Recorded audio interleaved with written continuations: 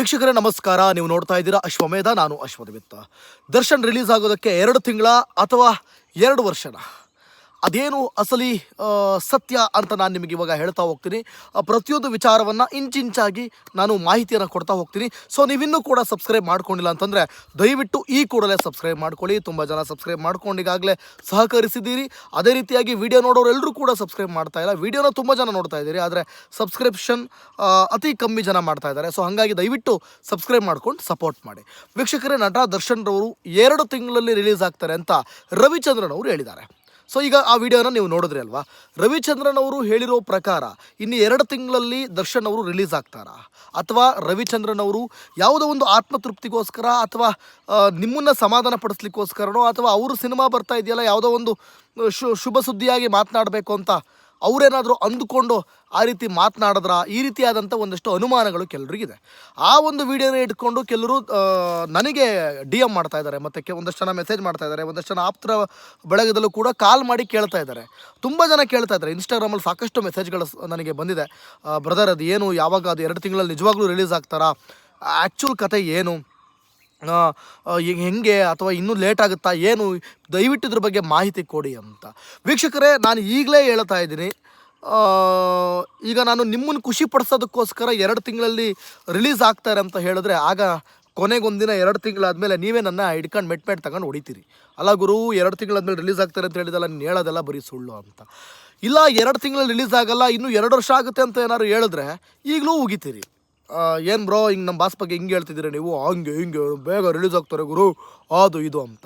So ನಿಮಗೆ ಹೆಂಗೆ ಹೇಳಿದ್ರೂ ಕಷ್ಟ ಅಂತ ನನಗೆ ಗೊತ್ತು. ಸೊ ಒಟ್ಟಿನಲ್ಲಿ ನಿಮ್ಮ ಪ್ರಕಾರ ಹೊಗಳ್ಕೊಂಡೇ ಇರಬೇಕಂತ. ಸೊ ನನಗೆ ಯಾರನ್ನೂ ಕೂಡ ಹೊಗಳ್ಕೊಂಡಿರೋ ಅಂಥದ್ದು ಬಕೆಟ್ ಹಿಡಿಯೋಂಥ ಜಾಯಮಾನ ಅಲ್ಲ. ಕೆಲವ್ರು ಹೇಳ್ತಾ ಇದ್ದಾರೆ, ದರ್ಶನಿಗೆ ಬಕೆಟ್ ಹಿಡಿತಿದ್ದೀರಿ ನೀವು, ಅದಕ್ಕೊಂದು ಸಪ್ರೇಟ್ ವೀಡಿಯೋ ಮಾಡ್ತೀನಿ ನಾನು. ಹೌದಾ, ಅದು ಬಕೆಟ್ ಹಿಡಿತಿದ್ದೀರಾ ಏನು ಅಂತ. ಅದಲ್ಲ, ನನಗೆ ಸತ್ಯ ಹೇಳಬೇಕು, ಫ್ಯಾಕ್ಚುಲಾಗಿ ಏನಿದೆ ಅದನ್ನಷ್ಟೇ ಹೇಳಬೇಕು, ನಾನು ಅದನ್ನು ಹೇಳ್ತೀನಿ.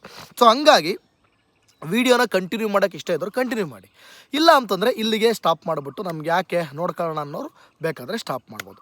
ಓಕೆ, ವಿಡಿಯೋನ ಕಂಟಿನ್ಯೂ ಮಾಡೋರಿಗೆ ಈ ವಿಡಿಯೋ. ವೀಕ್ಷಕರೇ, ನಟ ದರ್ಶನ್ ರವರು 2 ತಿಂಗಳಲ್ಲಿ ರಿಲೀಸ್ ಆಗ್ತಾರಾ ಅಥವಾ 2 ವರ್ಷಕ್ಕೆ ರಿಲೀಸ್ ಆಗ್ತಾರಾ, ಹೆಂಗೆ ಅಂತ ನಾವು ಒಂದ್ಸತಿ ಕ್ಯಾಲ್ಕುಲೇಷನ್ ಮಾಡ್ತಾ ಹೋಗೋಣ. ಸೊ ನೀವು ಗಮನಿಸ್ಬೋದು, ಈಗಾಗಲೇ ಹತ್ತತ್ರ 6 ತಿಂಗಳು ಕಳೆದೋಗ್ತಾ ಇದೆ. ಮತ್ತೆ ಅವರು ವಾಪಸ್ ಜೈಲಿಗೆ ಹೋಗಿ, ಬೇಲ್ ರದ್ದಾಗಿತ್ತು, ರದ್ದಾದ ಮೇಲೆ ಅವರು ವಾಪಸ್ ಜೈಲಿಗೆ ಹೋಗಿ ಹತ್ತತ್ರ 6 ತಿಂಗಳು ಹಿಂಗೆ ದಾಟ್ತಾ ಇದೆ. ಇನ್ನು 2 ತಿಂಗಳಲ್ಲಿ ಬರಲಿಕ್ಕೆ ಸಾಧ್ಯನಾ? ವೀಕ್ಷಕರೇ, ಒಂದು ಟ್ರಯಲ್ ಶುರುವಾಗಿದೆ. ಟ್ರಯಲ್ ಶುರುವಾಗಿರೋದ್ರಿಂದ ಜೈಲೊಳಗಡೆ ಇರುವಂಥ ದರ್ಶನ್ ಕೂಡ ಈ ಕೇಸನ್ನು ಆದಷ್ಟು ಬೇಗ ಮುಗಿಸಿ ಅಂತ ಹೇಳ್ಕೊಂಡಿದ್ದಾರೆ. ಅವರು ಆದಷ್ಟು ಬೇಗ ಮುಗಿಸಿ ಅಂತ ಕೇಳ್ಕೊಂಡ್ರೂ ಕೂಡ ಅದು ಡಿಲೇ ಮಾಡ್ತಿದ್ದಾರೆ ಅಂತ ಒಂದು ಆರೋಪ ಇದೆ. ಬೇಕಂತಲೇ ಡಿಲೇ ಮಾಡ್ತಿದ್ದಾರೆ. ಸರ್ಕಾರದವರು ದರ್ಶನ್ರನ್ನ ಟಾರ್ಗೆಟ್ ಮಾಡ್ಕೊಂಡು ಇದ್ರ ಬಗ್ಗೆ ಸಪ್ರೇಟ್ ವಿಡಿಯೋ ಮಾಡ್ತೀನಿ ನಾನು. ಸರ್ಕಾರದವರು ದರ್ಶನ್ರನ್ನ ಟಾರ್ಗೆಟ್ ಮಾಡ್ತಿದ್ದಾರೆ, ನಿಜಾನ ಸುಳ್ಳ ಅಂತೇಳಿ. ಸೊ ಅದ್ರ ಬಗ್ಗೆ ನಾನು ಆಮೇಲೆ ಹೇಳ್ತೀನಿ. ಸೊ ಆ ರೀತಿಯಾದ ಒಂದು ಆರೋಪ. ಸೊ ಹಾಗಾಗಿ ದರ್ಶನ್ ಅವರು ಒಂದು ಹಂತಕ್ಕೆ ಬಂದುಬಿಟ್ಟಿದ್ದಾರಂತೆ. ಅಂದರೆ ಏನಾದರೂ ಆಗಲಿ, ಶಿಕ್ಷೆ ಆಗುತ್ತೋ ಆಗಲಿ ಅಥವಾ ಆಗಲ್ವೋ ಆಗಲ್ಲ, ಒಟ್ಟಾರೆಯಾಗಿ ಬೇಗ ಮುಗಿಸ್ಬಿಡಿ, ನಮ್ಗೆ ಆಗ್ತಾ ಇಲ್ಲ, ಇದು ನೀವು ಡಿಲೇ ಮಾಡೋದಷ್ಟು ಕೂಡ ಹಿಂಸೆ ಆಗ್ತಾ ಇದೆ ಅಂತೇಳಿ ಇಲ್ಲಿವರೆಗೂ ಬಂದಿದ್ದಾರೆ ಈಗ ದರ್ಶನ್ ಅವರು. ಸೊ ಹಾಗಾಗಿ ಬೇಗ ಮುಗಿಸ್ತಾರಾ ಅನ್ನೋದೊಂದು ಕುತೂಹಲ. ಬೇಗ ಮುಗಿಸೋದು ಅಂದರೆ ನಿಮ್ಮ ಪ್ರಕಾರ 2 ತಿಂಗಳಿಗೆ ಮುಗ್ದೋಗ್ಬಿಡುತ್ತಾ? ಇಲ್ಲ. ಆದರೆ ಸುಪ್ರೀಂ ಕೋರ್ಟ್ ಆರ್ಡರ್ ಇದೆ, ಟ್ರಯಲ್ ಶುರುವಾದಾಗಿಂದ 6 ತಿಂಗಳೊಳಗಡೆ ಮುಗಿಸಿ ಅಂತ. ಆದರೂ ಅದು ಇದು ಕಾರಣಗಳಿಂದ ನೇರವಾಗಿ ಅಂದರೆ ತುಂಬ ನಿಧಾನ ಮಾಡ್ತಾ ಇದ್ದಾರೆ, ಬೇರೆ ಬೇರೆ ಕಾರಣಗಳಿಂದ. ಸೊ ಹಾಗಾಗಿ ಸ್ವಲ್ಪ ಕಷ್ಟ ಇದೆ.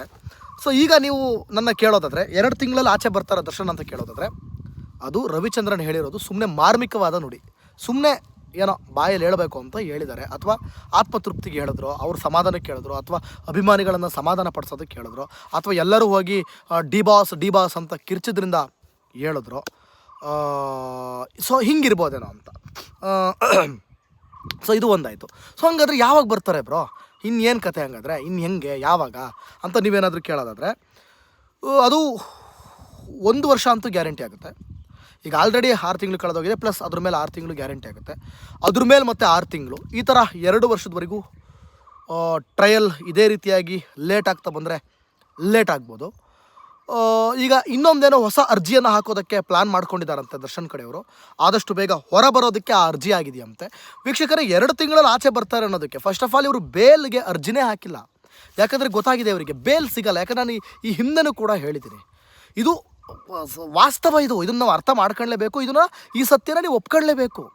ಯಾಕಂತಂದರೆ ನಿಮಗೆ ಸ್ಥಳೀಯ ಕೋರ್ಟ್ನಲ್ಲಿ ನಿಮಗೆ ಬೇಲ್ ಸಿಗಲಿಲ್ಲ, ಹೈಕೋರ್ಟ್ನಲ್ಲಿ ಬೇಲ್ ಸಿಕ್ತು. ಆದರೆ ಒಂದು ವೇಳೆ ಹೈಕೋರ್ಟಲ್ಲಿ ಬೇಲ್ ಸಿಗಲಿಲ್ಲ ಅಂದರೆ ಸುಪ್ರೀಂ ಕೋರ್ಟ್ಗೆ ಹೋಗಬೇಕಿತ್ತು. ಸೊ ಹೈಕೋರ್ಟಲ್ಲಿ ಸಿಕ್ಕಿರೋದ್ರಿಂದ ಸುಪ್ರೀಂ ಕೋರ್ಟ್ಗೆ ಹೋಗೋ ಅವಶ್ಯಕತೆ ಇರಲಿಲ್ಲ, ಬೇಲ್ ಸಿಕ್ಕ ಆಚೆ ಬಂದರು. ಆದರೆ ಸುಪ್ರೀಂ ಕೋರ್ಟ್ಗೆ ಕರ್ನಾಟಕ ಸರ್ಕಾರ ಅಪೀಲ್ ಹೋಯಿತು, ಆಗ ಬೇಲ್ ರದ್ದಾಯಿತು. ಸುಪ್ರೀಂ ಕೋರ್ಟಲ್ಲೇ ಬೇಲ್ ರದ್ದಾದಮೇಲೆ ಮತ್ತು ಬೇಲ್ ಕೊಡೋರು ಯಾರು? ಬೇಲ್ ಕೊಡೋಕ್ಕೆ ಸಾಧ್ಯನೇ ಇಲ್ಲ. ಸೊ ಹಂಗಾಗಿ ನೀವು ಕನ್ಫರ್ಮ್ ಮಾಡ್ಕೊಂಬಿಡಿ, ಒಂದು ಟ್ರಯಲ್ ಮುಗಿದು ನಿರಪರಾಧಿಯಾಗಿ ಆಚೆ ಬರಬೇಕು, ಅಥವಾ ಇವರೇನಾದರೂ ಬೇಲ್ ಅರ್ಜಿ ಹಾಕಿ ಬೇರೆ ಯಾವುದಾದ್ರು ನಿಖರವಾದ ಕಾರಣಗಳನ್ನು ಕೊಟ್ಟು, ಅವತ್ತು ನಾನು ಹೇಳಿದ್ದೆ ನೋಡಿ, ಇನ್ನೊಂದು ವೀಡಿಯೋದಲ್ಲಿ, ಹಳೆ ವೀಡಿಯೋದಲ್ಲಿ ಹೇಳಿದ್ದೆ ನಾನು, ಅಂದರೆ ಇವರಿಂದ ಒಂದಷ್ಟು ಜನ ದುಡಿತಾ ಇದ್ದಾರೆ. ಈ ಹಿಂದೆ ಕೊಟ್ಟರಲ್ಲ, ಆರೋಗ್ಯ ಸಮಸ್ಯೆ, ಶಸ್ತ್ರಚಿಕಿತ್ಸೆ ಮಾಡಬೇಕು, ಆಪ್ರೇಷನ್ ಮಾಡಬೇಕು, ಇವೆಲ್ಲ ಕೊಟ್ಟರೆ ನಿಜವಾಗ್ಲೂ ಗಾನ್ ಕೇಸ್ ಅದು, ಅದೆಲ್ಲ ಕೊಡಲೇಬಾರ್ದು.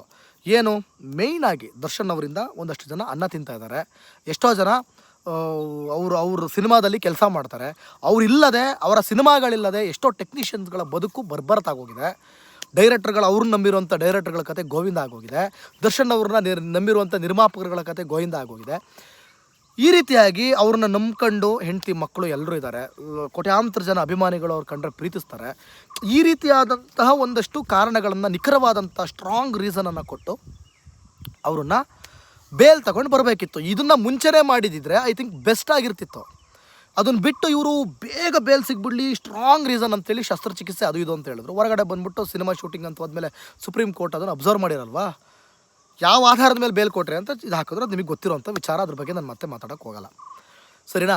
ಸೊ ಈಗ ಒಂದು ಬರ್ತಿರುವಂಥ ಗುಡ್ ನ್ಯೂಸ್ ಏನಂದರೆ, ದರ್ಶನ್ ಅವರು ಭಾಳ ಪ್ರಮುಖವಾದ ಒಂದು ಅರ್ಜಿಯನ್ನು ಕೋರ್ಟ್ಗೆ ಹಾಕ್ತಿದ್ದಾರಂತೆ. ಇದನ್ನು ನಾನು ಇನ್ನೊಂದು ವೀಡಿಯೋದಲ್ಲಿ ಹೇಳ್ತೀನಿ ಏನು ಅಂತದ್ದು, ಅದ್ರ ಬಗ್ಗೆ ಎಕ್ಸ್ಪ್ಲೇನ್ ಮಾಡ್ತೀನಿ. ಸೊ ಹಾಗಾಗಿ ಆ ಅರ್ಜಿ ಏನು ಅಂತ ಸ್ವಲ್ಪ ಓದ್ತೀನಿ ನಾನು, ಓದ್ಬಿಟ್ಟು ಆಮೇಲೆ ಡಿಸೈಡ್ ಮಾಡ್ತೀನಿ ಏನು ಅಂತ. ಸೊ ಆ ಅರ್ಜಿ, ಒಂದು ವೇಳೆ ಆ ಅರ್ಜಿ ಏನಾದರೂ ಓಕೆ ಆಯಿತು ಅಂದರೆ ಇನ್ನೊಂದು 6 ತಿಂಗಳೊಳಗಡೆ ಏನಾದರೂ ದರ್ಶನ್ ಅವರು ಆಚೆ ಬರ್ಬೋದು.